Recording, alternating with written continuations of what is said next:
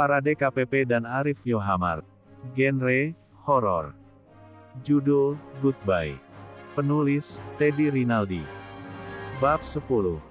1020 kata. Tim pemburu hantu dari San Francisco telah terjebak selama 2 hari di hutan Aokigahara. Rencana awal yang hanya tinggal 1 malam pun tidak sesuai ekspektasi mereka. Bahkan harus ada nyawa yang melayang ketika mereka berusaha mencari jalan keluar.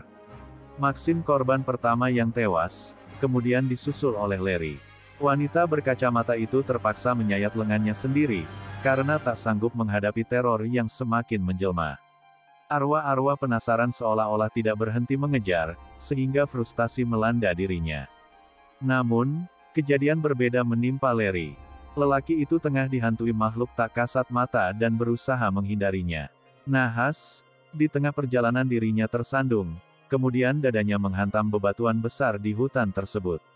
Sempat bertahan beberapa saat, akhirnya Larry harus menyusul Maxine dan menghuni hutan Aokigahara. 3 orang lainnya masih bertahan dalam kondisi yang kian mencekam. Mereka dihantui 2 rekannya yang telah meregang nyawa. Malam itu, Oliver masih menerka kondisi hutan. Tanpa senter dan perbekalan, lelaki berkulit putih tersebut melangkah pelan menyusuri jalan setapak. Sepanjang malam, suara-suara aneh terdengar begitu menyiksa. Tangisan seorang wanita, ungkapan yang pilu dengan bahasa Jepang, dan sosok-sosok yang sering muncul tiba-tiba. Oliver terengah, kemudian menghela napas panjang. Rasa lelah merasuk dalam hatinya, karena sudah berkeliling sekian lama. Terbersit kekecewaan dalam benaknya dan rasa ingin mengakhiri semua. Namun, semua ditepis dan hanya berbekal keyakinan bahwa jalan keluar pasti ditemukan olehnya. Oliver menengadah untuk mengamati pohon-pohon pinus yang berjajar. Gelapnya kondisi membuat pandangan lelaki itu tidak mampu melihat apapun secara jelas. Oliver melangkah perlahan diiringi jantung yang berdebar-debar. Oliver terjatuh, setelah kakinya ditarik oleh makhluk halus di hutan tersebut. Wajahnya mengenai bebatuan dan darah pun keluar dari hidung. Jemarinya menyentuh luka dengan lembut, kemudian sesekali meringis. Oliver menoleh, tepat di belakang sosok berambut panjang tengah mendekat. Panik, lelaki itu bangkit dan berlari secepat mungkin. Langkahnya terseok-seok, bahkan berulang kali tersandung. Ketakutan tak mampu ditampik lagi olehnya.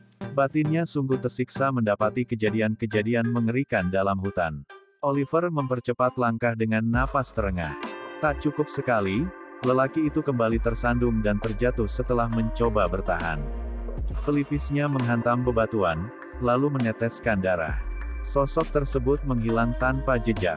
Oliver berbaring dan merasakan pening yang luar biasa. Pandangannya semakin buram ketika menatap awan hitam di angkasa. Hai. Pekikan tawa lagi-lagi terdengar. Oliver menangis pilu tanpa memedulikan statusnya sebagai lelaki. Teror-teror yang kian menyiksa membuat kesedihan itu harus tumpah setelah mencoba bertahan.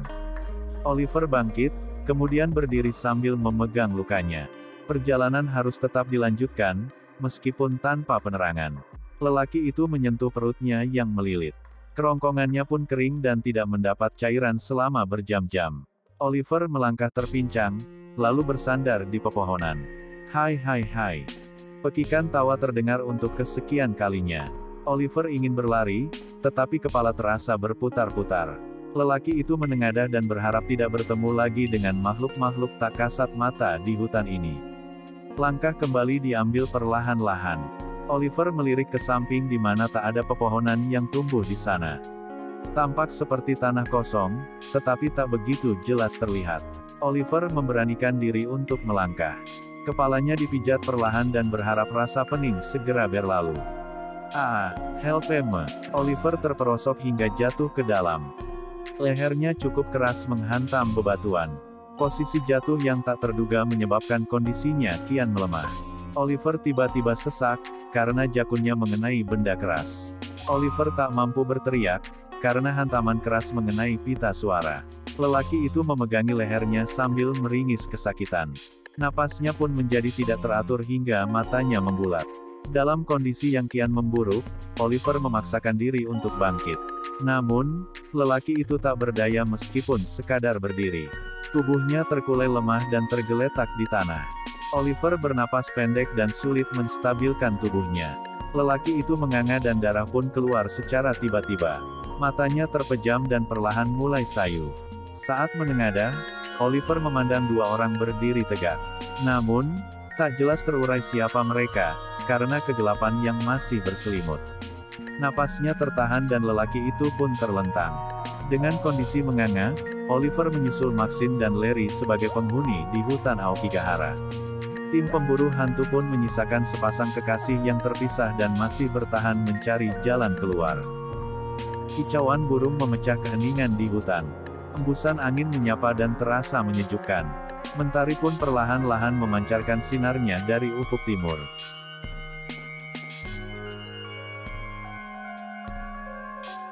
Red membuka mata dan pandangannya tersorot cahaya mentari. Senter di genggaman masih menyala, kemudian dimatikan olehnya. Lelaki itu bangun dan merasakan tubuhnya bagai dihantam sesuatu. Rasanya pegal sekali dan seluruh tubuhnya begitu nyeri. Red berdiri dengan kondisi pakaian yang sangat lusuh. Wajahnya pun dipenuhi debu-debu yang berhamburan. Semua tim tak mampu ditemukan olehnya walaupun sudah berusaha semaksimal mungkin. Red mengitari pepohonan pinus yang tertiup angin kencang. Dedaunan kering berjatuhan dan menghujani tubuhnya. Red melanjutkan pencarian, kendatipun tubuhnya mulai melemah. Lelaki itu berupaya mencari botol-botol minuman di hutan. Satu tetes air saat ini begitu berharga baginya. Red mengamati jalan setapak dan bukit-bukit di sekitar. Setiap botol yang ditemukan olehnya kosong. Lelaki itu sangat, karena terjebak 2 malam di hutan. Langkahnya begitu hati-hati, lalu Red menemukan sebuah botol berwarna hijau. Tanpa pikir panjang, lelaki itu bergegas menghampiri wadah plastik tersebut. Terlihat ada air tersisa di dalamnya. Botol plastik tersebut tampak kotor dan airnya sudah keruh. Namun, demi melampiaskan dahaga Red terpaksa meminumnya. Lelaki itu membuka penutup berbentuk lingkaran yang cukup rapat. Prak, setelah memutarnya sekuat tenaga, penutup bundar pun terbuka. Red menghabiskan seluruh air yang berada di botol. Tenggorokannya pun terasa basah, usai berjam-jam lamanya terasa kering.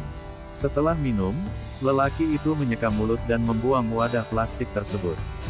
Red terpaku usai membuang botol plastik ke dekat tanah berbentuk bukit. Lelaki itu mengamati seseorang yang kini ada di hadapannya. Lantas, ciri-ciri dari sosok tersebut mencoba diingat olehnya. Melihat tanda-tanda fisik yang ada, Red menyimpulkan bahwa itu Larry. Lelaki itu menengadah dan memandang ke angkasa. Rasa syukur dipanjatkannya kepada Tuhan. Setelah perjalanan panjang, seorang teman pun akhirnya ditemukan. Red bergegas menghampiri sosok lelaki berbaju hitam tersebut. Sesekali, panggilan diserukan olehnya. Larry tak banyak berkata ketika Red berada di hadapannya. Kemudian, lelaki itu mengernyitkan kening, sebab merasakan sesuatu yang ganjil. Sikap rekannya tersebut sangat di luar kebiasaannya sehari-hari. Red lantas menoleh ke kanan dan kiri. Maxine serta Oliver ada di sebelahnya dengan wajah yang pucat. Lalu, kekhawatiran mulai mencuat di palung hatinya.